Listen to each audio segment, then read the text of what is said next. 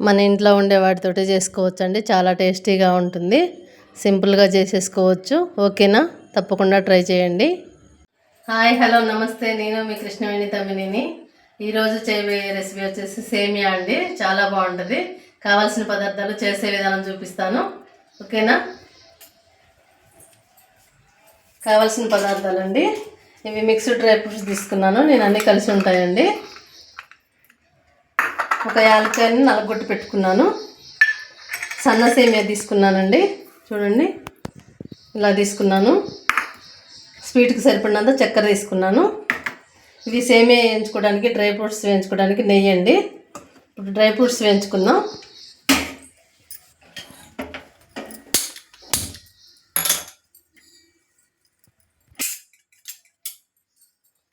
నెయ్యి వేసుకుందాం సరిపడినంత.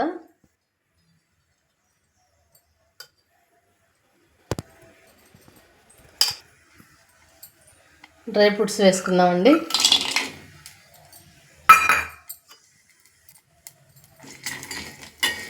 మంచి కలర్ వచ్చే వరకు వేయించుకోవాలి.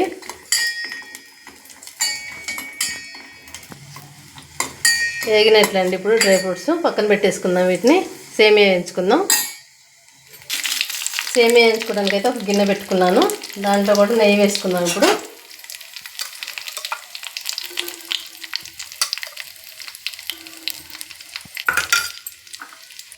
సేమియా కూడా వేసేసుకుందాం.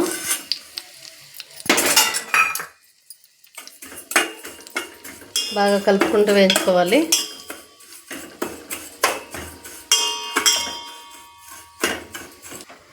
ఒక పక్కన అయితే పాలు కూడా వేడి చేసుకుందాం. అంటే సేమియా వేగేలోపు పాలు వేడవుతాయి. సేమియా అయితే వేగినట్టండి. ఇప్పుడు స్టవ్ ఆపేసుకుందాం. పాలు అయితే పక్కన వేడి చేసుకుందామండి. ఈ సన్న సేమియాలో పోసిన తర్వాత ఉడకబెట్టొద్దండి. ఎమ్మటే స్టవ్ ఆపేసుకోవాలి, లేకపోతే మెత్తగా అయిపోతాయి. చూడండి, అవి మనకి పెద్ద సేమియా అయితే కొద్దిసేపు ఉడకనియాలి, కానీ వీటికైతే అవసరం ఉండదండి. ఎమ్మటే పోసేసుకొని స్టవ్ ఆపేసుకోవటమే. సేమియా అయితే ఆల్రెడీ వేగాయి, పాలు కూడా మరిగాయి. ఇప్పుడు పాలు సేమియాలో పోసుకుందాం.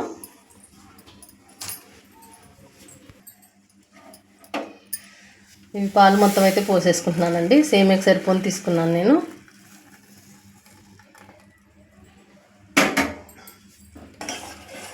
ఒకసారి కలుపుకుందాం. కలుపుకొని ఇప్పుడు మనం వేయించుకున్న డ్రై ఫ్రూట్స్, పంచదార అవన్నీ వేసేసుకుందామండి. మనం యాలక్కాయ నలగొట్టి పెట్టుకున్నాం కదా, ఇప్పుడు అది కూడా వేసేసుకుందాం. పంచదార అయితే స్వీట్కి సరిపోను, నేను తీసి పక్కన పెట్టుకున్నానండి. ఇంతవరకు అయితే వేసేసుకుంటున్నాను. ఒకసారి కలుపుకుందాం. ఇప్పుడు చూడండి అండి, రెడీ అయింది సేమియా. ఇప్పుడు గిన్నెలోకి తీసేసుకుందాం. మనకి దగ్గరకు వస్తుందండి, చల్లగా అయితే నాకుంది. చూసారా? గిన్నెలోకి తీసేసుకొని డ్రై ఫ్రూట్స్ వేసుకుందాం.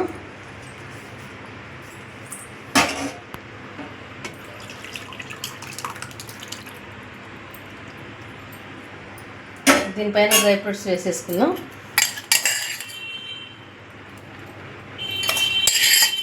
సింపుల్గా చేసుకోవచ్చండి, చాలా బాగుంటుంది. కావాల్సిన పదార్థాలు కూడా తక్కువే కదా. మనకి ఏమైనా స్వీట్ తినబుద్ధి అయినప్పుడు అప్పటికప్పుడు చేసేసుకోవచ్చు.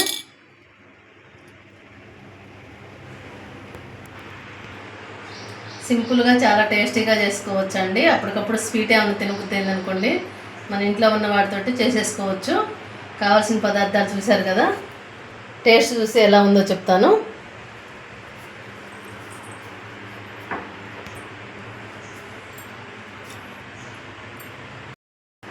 టేస్ట్ చూసి ఎలా ఉందో చెప్తానండి.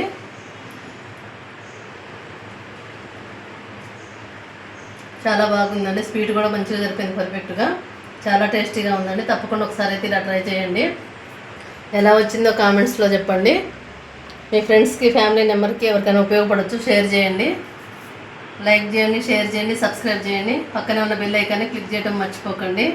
ఓకే అండి, బై బై అండి. నెక్స్ట్ వీడియోలో మళ్ళీ కలుద్దాం.